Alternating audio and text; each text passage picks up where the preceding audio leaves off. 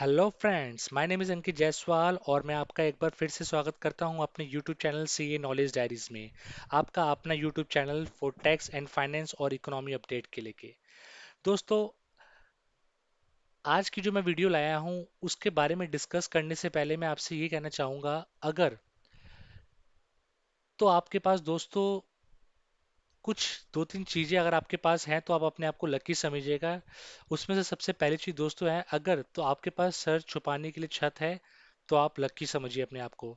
अगर आप 3 टाइम का खाना ढंग से खा सकते हैं अपने परिवार के साथ तो दोस्तों आप अपने आप को लकी समझिएगा।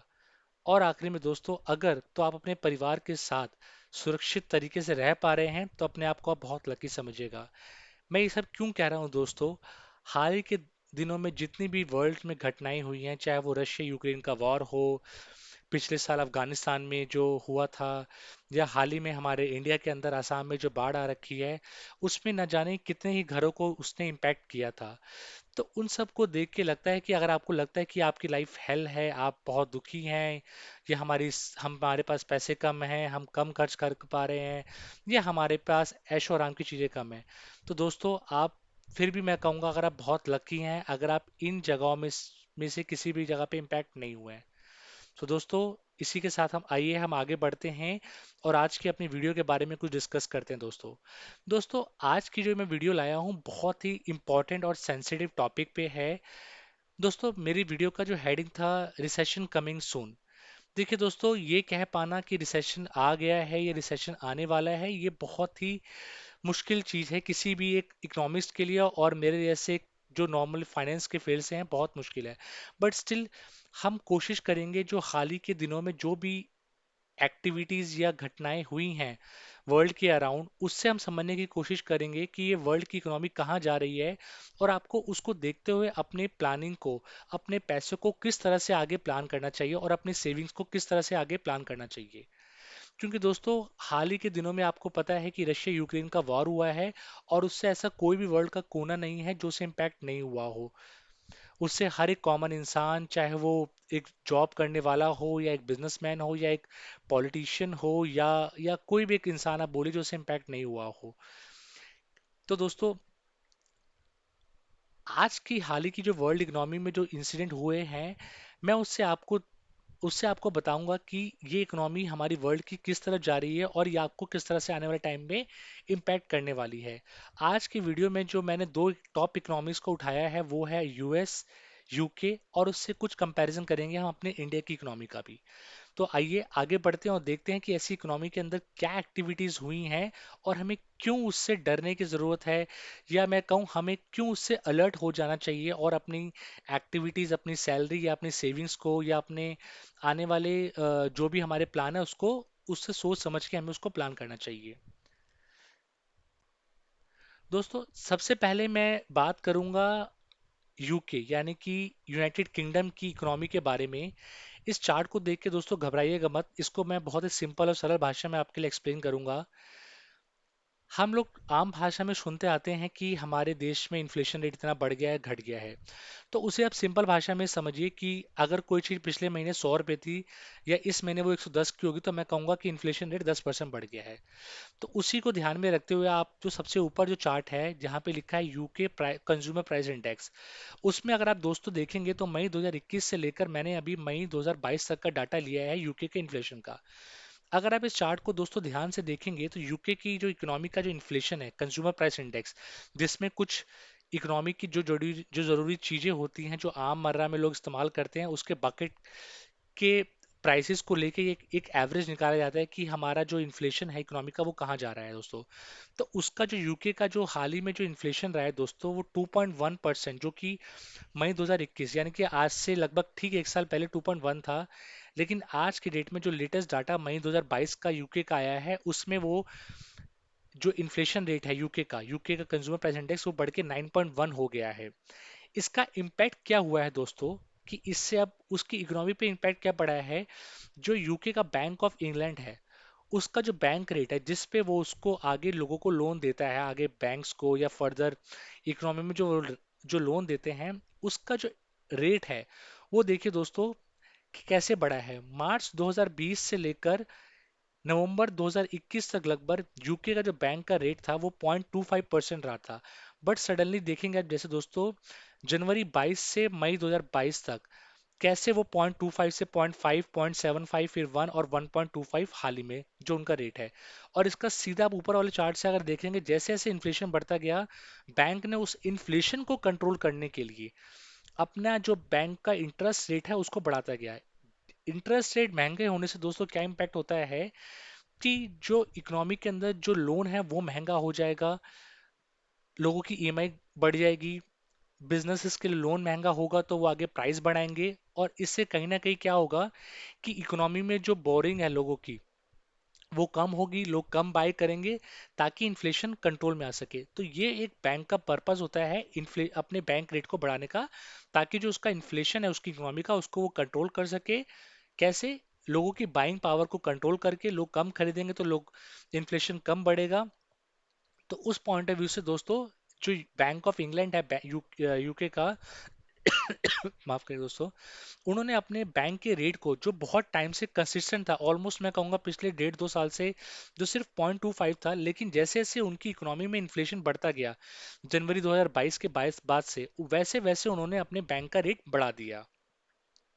ये तो बात हुई दोस्तों यूके की। अब बात करते हैं दोस्तों यूएस की, जो वर्ल्ड की सबसे बड़ी इकोनॉमी है, जिसका इम्पैक्ट शायद ही ऐसा कोई वर्ल्ड होगा जिसके ऊपर ना पड़े, चाहे वो इंडिया ही क्यों ना हो। यूएस का कंज्यूमर प्राइस इंडेक्स दोस्तों अगर मैं कंपेयर करूं मई 2021, लगभग एक साल पहले वो सिर्फ 5% था, और आज की डेट में अब तक की लगभग हिस्ट्री में वो पिछले मतलब कुछ सालों में सबसे हाईएस्ट रेट पे चला गया 8.5%। जो यूएस में इन्फ्लेशन है दोस्तों इस समय अपने पीक पे है 8.5%। और उसको कंट्रोल करने के लिए जो यूएस का फेडरल बैंक है, उन्होंने अपना टारगेट इंटरेस्ट रेट है वो दोस्तों अब तक के सबसे हाईएस्ट यानी कि 1.7%, 1.75% तक बढ़ा दिया है। अगर सरल भाषा में कहूं तो यूएस का जो बैंक का रेट है, जैसे हमारा यहाँ पे आरबीआई का रेपो रेट होता है, वैसे यूएस का जो फेडरल बैंक का जो टारगेट इंटरेस्ट रेट है वो भी 0.25, जो कि आज से सिर्फ 6 महीने पहले 0.25 था, वो अब लगभग 1.75। तो लोग दोस्तों लगभग मैं इसे कहूं तो ये 4 गुना से भी ज्यादा बढ़ चुका है रेट, ये 4 गुना 5 गुना, जो 0.25 से 1.75 हो चुका है। तो आप देख सकते हैं दोस्तों कि यूएस ने भी अपना जो बैंक का टारगेट इंटरेस्ट रेट था जिसपे वो आगे लैंडिंग करता है, लोगों को लोन देता है, वो सडनली 1.75 कर दिया। क्यों? क्योंकि उनकी इकोनॉमी में भी इन्फ्लेशन रेट 6.8, 7.5 से करते करते 8.5, और ये आगे बढ़ते जाएगा दोस्तों। और इसका ये पीछे का दोस्तों कारण समझिए क्यों हो रहा है। इसका सबसे बड़ा कारण दोस्तों कुछ मेजर चीजें हैं, जैसे कि फ्यूल प्राइजेस। फ्यूल प्राइस दोस्तों एक ऐसा प्राइस होता है जो कि किसी की भी इकोनॉमी को बहुत जल्दी इन्फ्लेशन को ऊपर लेके जा सकता है और बहुत जल्दी नीचे, क्योंकि फ्यूल प्राइस एक ऐसा प्राइस है जिससे सारी कमोडिटी इंडिया की या किसी भी वर्ल्ड की इकोनॉमी पर डिपेंडेंट होती है, क्योंकि ट्रांसपोर्ट के लिए वो चीज़ें यूज होती हैं। और ट्रांसपोर्ट अगर बढ़ेगा दोस्तों, कॉस्ट बढ़ेगी, तो आपकी इकोनॉमी में हर छोटी मोटी चीज़ों की कीमतें बढ़ेगी। तो इसलिए फ्यूल एक ऐसा बड़ा फैक्टर है जिससे अभी आज की डेट में सारी वर्ल्ड की इकोनॉमी के प्राइस बढ़ रहे हैं। और भी बहुत सारे फैक्टर है, बट फ्यूल प्राइस एक बहुत बड़ा फैक्टर है दोस्तों। क्यों? क्योंकि अभी रशिया में और यूक्रेन का वॉर होने से रशिया, जो कि सबसे वर्ल्ड का बिगेस्ट एक्सपोर्टर है ऑलमोस्ट ऑयल और कंज्यूम गैस का, उसने काफी हद तक अपने जो एक्सपोर्ट है उसको हॉल्ट कर लिया, क्योंकि उसे बहुत तरह के रिस्ट्रिक्शंस लग गए हैं। इसी वजह से आप देख रहे हैं कि वर्ल्ड के अंदर सडनली इन्फ्लेशन प्राइस बहुत हाई जा रहा है परसेंटेज, और सारे बैंकों को ना चाहते हुए भी अपना बैंक का जो इंटरेस्ट रेट है उसको बढ़ाना पड़ रहा है, ताकि वो इन्फ्लेशन को कंट्रोल कर पाए, ताकि उनकी कंज्यूमर बाइंग कम हो लोगों की, और वो इन्फ्लेशन धीरे धीरे कंट्रोल में आए, और ताकि वो अपनी इकोनॉमी को पटरी पे ला सके। नहीं तो दोस्तों क्या होगा, धीरे धीरे प्राइस बढ़ते रहेंगे तो लोगों को रिसेशन की तरफ ये इकोनॉमी बढ़ने लगेगी दोस्तों। अब बात करते हैं दोस्तों सेम वे में हमारे आरबीआई, क्योंकि हमारा आरबीआई भी सेम जैसे वर्ल्ड के जो बैंक सेंट्रल बैंक है वो एक्शन लेते हैं, वैसे ही हमारा आरबीआई भी एक्शन लेता है दोस्तों। लगभग करीबन अगर दोस्तों बात करूं मैं, कोविड के टाइम से ही हमारा जो आरबीआई का बैंक रेट था वो कंसिस्टेंट चले आ रहा था, करीबन 4% के आसपास आरबीआई का रेपो रेट चले आ रहा था। इसलिए आपने देखा हो दोस्तों ऑलमोस्ट पिछले 2 सालों में इंडिया के अंदर जो भी लोन के हमारे रेट थे वो काफी घट के ऑलमोस्ट 6.5, 6.7 या ऑलमोस्ट 7% तक घट गए थे दोस्तों। और इसलिए आप 2 साल तक बैंकों ने बहुत ही लो रेट पे इंटरेस्ट लोगों को लोन दिया है और लोगों ने बहुत अच्छा एंजॉय किया उस पीरियड को। लेकिन दोस्तों जैसे जैसे आपको पता है वर्ल्ड की इकोनॉमी में इन्फ्लेशन हो रहा है, तो हमारे इंडिया में भी इन्फ्लेशन बढ़ रहा है। उसको कर्ब करने के लिए आरबीआई ने भी अपना जो रेपो रेट है हाल ही में पहले 0.4 बढ़ाया, फिर 0.5 बढ़ा के, जो कि आज के डेट में फाइनल है 4.9।